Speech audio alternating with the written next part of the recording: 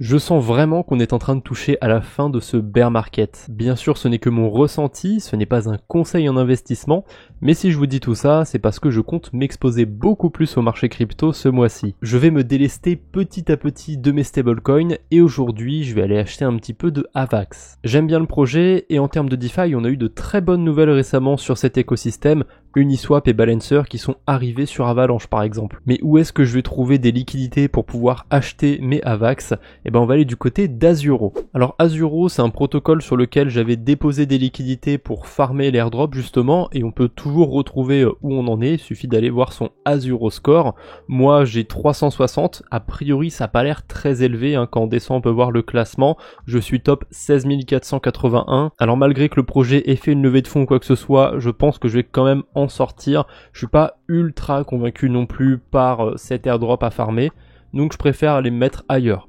Néanmoins, c'était pas inintéressant ce que j'ai fait puisque j'ai déposé 240 DAI et maintenant j'en ai 244,5. Donc j'ai fait 2% d'intérêt. Je sais pas combien de temps j'étais resté exactement, mais pendant le montage, je vous mettrai l'APR que ça a donné. À mon avis, on doit être autour de 15-20% facile. Sur des stablecoins, on va pas trop se plaindre, c'était quand même plutôt un bon rendement, mais j'ai décidé d'aller en faire autre chose, donc je vais sortir mes liquidités. Là, on arrive à un truc qui est pas très instinctif, je trouve, du côté d'Azuro, mais qui marche quand même plutôt bien. C'est qu'on doit pas choisir combien de DAI on retire, on doit choisir combien de pourcents de ce qu'on a déposé on retire. Et c'est sur ça que je me suis fait avoir la première fois que j'ai voulu retirer. Je mettais max, ça me mettait 100 et je voulais pas retirer 100, moi je voulais retirer 244 X DAI. C'était juste la petite anecdote par rapport à ce protocole. Là il faut que je coche mes petites cases, ça me prévient que je vais pas pouvoir faire de retrait sur une autre pool pendant 7 jours, c'est pas très grave parce que j'ai pas d'autres cryptos déposés sur Azuro. Donc je vais confirmer et je vais pouvoir ensuite bridger mes XDAI vers la blockchain Avalanche et vous allez voir que ça va être un parcours du combattant parce que je ne vais pas devoir utiliser un protocole ni 2 protocoles, je vais devoir en utiliser 3. Alors je sais qu'il y a des agrégateurs de bridge qui permettent d'envoyer des DAI sur Gnosis vers, je sais pas, des USDC sur Polygon. Le souci c'est que là ça marche pas pour aller de Gnosis à Avalanche. Donc je suis obligé de faire un chemin assez compliqué et en plus je viens d'y penser mais il n'y a pas 3 protocoles, il y en a même un 4e parce que je vais recevoir des stablecoins sur Avalanche et je vais devoir les rééchanger. Bref, on n'a pas fini. Alors la première étape ça va être de bridger mes DAI vers Polygon. Pour le coup je vais tricher un petit peu, en réalité j'ai sorti 244 DAI et des poussières de mon portefeuille, mais comme j'en ai un peu plus, je vais envoyer 248 DAI vers Polygon. Voilà, je vais essayer d'optimiser le plus possible, et en ce moment a priori le bridge est en ma faveur, puisque si je bridge du DAI de Gnosis à Polygon, je vais même carrément recevoir 3 centimes en plus. Alors est-ce que ces 3 centimes sans déduire les frais ou pas, on verra bien. En tout cas, je vais cliquer sur Send et je vais espérer que ça se passe bien. D'ailleurs, je viens de voir un détail, la slippage tolérance, elle est de 3%. C'est très élevé pour un bridge, mais écoutez, c'est pas très grave. J'ai la flemme de changer. J'ai déjà utilisé Connex plusieurs fois, j'ai jamais eu de soucis, donc on va espérer qu'on n'ait pas de problème. Mais le pire problème que je pourrais avoir, ce serait de recevoir 240,59 DAI au lieu de 248. Et ça va en vrai, en termes de problèmes, j'ai connu pire. Comme Carnegie Finance dont on a parlé la semaine dernière. Bon, là ça va être le moment chiant pour moi, je vais devoir attendre que mes DAI arrivent sur Polygon. En attendant, ce que je pourrais faire, ce serait d'aller compter les intérêts que j'ai fait sur mes DAI parce que je le note toujours sur mon tableur.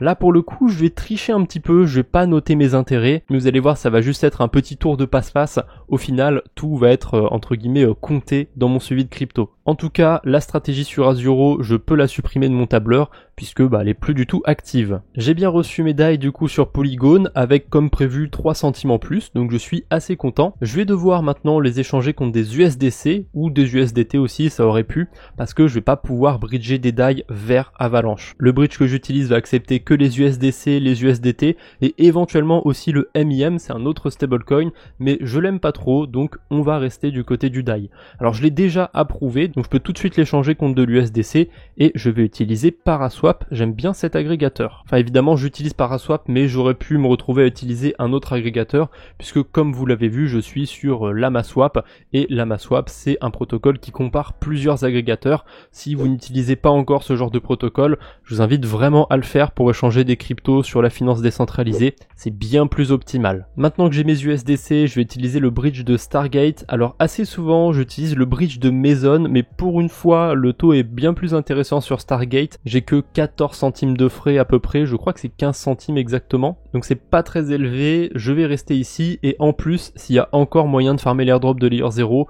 je suis pas contre, puisque évidemment Stargate utilise Layer 0. Après je précise vraiment que j'utilise pas Stargate pour farmer l'airdrop de Layer 0, je pense que ça commence à devenir tard. En revanche le taux était plutôt intéressant, c'est vraiment pour ça que j'utilise le bridge de Stargate. Bon, maintenant c'est l'étape que je redoutais le plus, ça va être d'attendre que le bridge de Stargate se fasse. Ça peut être long parfois, ça peut prendre une vingtaine de minutes. Donc si vraiment ça prend du temps, je couperai, je reviendrai plus tard. Mais en attendant, on va aller faire d'autres petites choses, notamment du côté de G-Trade. Alors si vous avez suivi les épisodes, ça fait un bon moment que j'ai du G-Dai sur G-Trade. Alors le G-Dai, c'est un DAI staké sur G-Trade qui va du coup générer des intérêts. Ça fait un bon moment que je me coltine un petit peu ce bag, j'ai envie de récupérer les DAI que j'ai déposés sur G-Trade. Le souci c'est qu'il y a un système d'époque et là je peux pas tout de suite les retirer, va falloir que j'attende.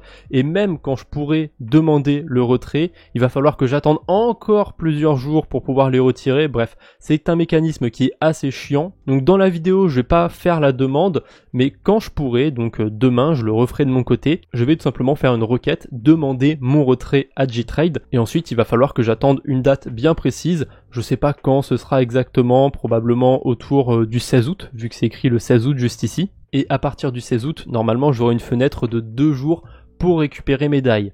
Alors je pourrais aussi éventuellement vendre mes G-DAI sur le marché secondaire.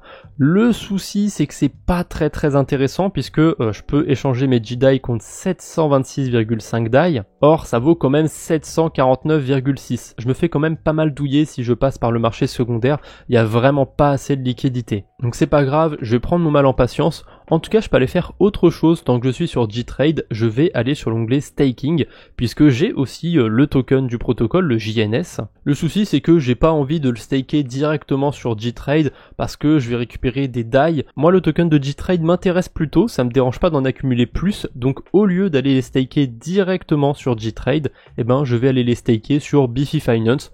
Comme ça, les intérêts vont être convertis directement dans la crypto du protocole. J'aurai pas besoin de m'embêter à le faire manuellement. Par contre, il y a quand même des frais sur Bifi, ça va être des performance fees et vous voyez que sur les intérêts, ils vont prendre 10% à peu près. Mais au moins, j'aurai pas à galérer à réinvestir mes intérêts. Sur une petite somme de crypto comme ça, ce sera largement rentable de les mettre sur Bifi. Donc je vais connecter mon wallet a priori parce qu'il n'est pas connecté. Et maintenant je vais pouvoir déposer mes JNS. J'ai juste 2 petites transactions à faire. C'est assez classique comme d'habitude. J'approuve le token et ensuite je peux le déposer. Je pense à noter ma transaction sur le tableur. Et ça fait un moment que je ne l'ai pas rappelé. Mais n'hésitez pas à récupérer le tableur si vous intéresse. Il y a le lien dans la description. Et si vous voulez en faire une copie pour vous-même, vous avez juste à cliquer sur fichier juste ici et créer une copie tout simplement. D'ailleurs, tant que je suis sur le tableur, j'ai changé d'avis. Finalement, je vais noter mon gain sur le DAI. Je pense que ça va être plus simple de le calculer comme ça. Donc j'avais déposé 240$, je suis sorti avec 244,51. Ça me fait 4,51$ de plus-value. Mais cette plus-value, je vais pas la noter sur mon suivi de crypto, puisque j'ai décidé de convertir mes DAI en AVAX. Du coup, ce que j'ai fait, c'est que j'ai pris la quantité de DAI que j'avais avant le début du bridge, donc 248 DAI, et j'ai retiré mes intérêts à ça. Ça me donne 243,49 DAI et ça techniquement c'est ce qui va sortir de mon portefeuille. Je prends un petit peu d'avance parce que j'ai pas encore acheté mes AVAX mais de toute façon j'ai que ça à faire le temps que le bridge se fasse. Donc je note bien la sortie de mon portefeuille. Pour l'instant le portefeuille est pas à jour, va falloir que j'achète mes avalanches. Et évidemment il n'y a pas le AVAX pour l'instant sur mon wallet, donc je vais devoir l'ajouter en cliquant sur le petit plus ici. Moi j'aime bien mettre mes transactions manuellement, donc je choisis de les éditer manuellement. Je choisis crypto et je cherche tout simplement la crypto qui m'intéresse, le AVAX. Ici dans la paire d'échange, je choisis toujours les paires par rapport à l'USD parce que comme j'ai beaucoup de stablecoin dollars, c'est beaucoup plus pratique pour moi, je suis tout en dollars. Alors je suis français, j'habite en France, donc c'est assez contre-intuitif de tout mettre par rapport au dollar, mais c'est une habitude que j'ai prise, donc vous n'êtes pas obligé de la répliquer. Vous pouvez très bien tout mettre par rapport à l'euro. vous êtes libre de faire comme vous voulez. Et puis de toute façon, si vous habitez dans un autre pays, peut-être que vous allez tout mettre par rapport à la livre sterling, au yen, au dollar néo-zélandais, peu importe. C'était long, mais j'ai enfin reçu mes USDC sur la blockchain Avalanche. Du coup, je vais me rendre cette fois-ci sur Mint Finance. C'est comme LamaSwap, c'est aussi un agrégateur d'agrégateurs. En plus, a priori, le meilleur chemin pour l'instant, ce serait d'utiliser Odos. J'aime bien ce protocole, donc c'est parti. Je vais échanger mes USDC contre des AVAX en utilisant Odos. Continue. Comme d'habitude, je commence par approuver l'USDC. A priori, je vais interagir avec Uniswap V3, donc je dois faire une signature. Ça me coûte aucun frais de transaction, pourquoi pas. Alors j'ai l'impression que ça a changé sur Mint Finance, avant c'était pas comme ça, a priori l'étape de la signature a fail, mais je peux quand même swap mes tokens. Non, du coup je peux pas swap mes tokens, il y a un problème. Qu'est-ce qui s'est passé encore? Alors il y a un problème parce que quand je regarde les agrégateurs, il n'y a pas Uniswap. Alors je sais qu'Uniswap n'est pas un agrégateur, mais c'est quand même une des sources, un des chemins qu'Avalanche peut aller me retrouver, et il apparaît pas ici. Donc ça me paraît bizarre qu'il m'ait fait approuver du Uniswap. Je vais réessayer en choisissant Odos. Il me remet au niveau de la signature sur Uniswap, donc on va réessayer. Et encore une fois, ça fail. Bah vous savez quoi, on va abandonner Mint Finance, tant pis. Au lieu de m'embêter toujours sur Mint Finance, je vais passer directement sur Odos. Je vais approuver à nouveau mes USDC, parce qu'a priori je l'ai pas fait pour Odos, je l'ai fait pour Uniswap. Voilà, je dois réapprouver mes USDC. Et je pourrais les échanger tranquillement. Voilà, cette fois-ci ça marche, il n'y a aucun problème en passant directement sur Odos. Maintenant je peux revenir sur mon suivi de crypto et cette fois-ci noter mon achat. Alors j'avais dit que j'étais parti de base avec mes 248 XDAI, donc je notais 248 $ ici dans le prix d'achat, parce que c'est ce que j'ai dépensé au total, hein, c'est pour ça que je l'ai modifié ici, et j'ai acheté 19,55 AVAX. Voilà, c'est mieux comme ça, mon suivi de crypto est à jour, et qu'est-ce que je vais faire de mes AVAX? Eh bien je vais les déposer sur Balancer. Alors si j'en avais plus que ça, je me serais mis sur les 3 pools de liquidité qu'on a ici. Pour le coup, je vais devoir faire un choix parce que j'ai pas beaucoup d'avalanches, hein, j'en ai que 19. Je pense qu'à partir de 60-80, on peut aisément se séparer sur 2 pools de liquidité.